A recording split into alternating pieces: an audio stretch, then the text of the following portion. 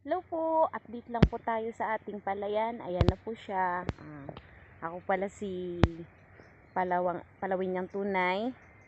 Iba-vlog ko lang po ang aking palayan. Ayan, thank you sa ating Panginoon dahil nakasurvive siya. Ayan na po siya. Papakita ko na po sa inyo yung aking little farm. Yan. Ayun ang aking nanay na napakasipag. Ayan po. Thank you so much. Ayan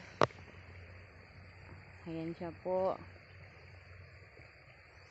Ang aking farm na 1 hektarya palayan. Dito lang po matatagpuan sa Barangay Tariti Inara, Palawan.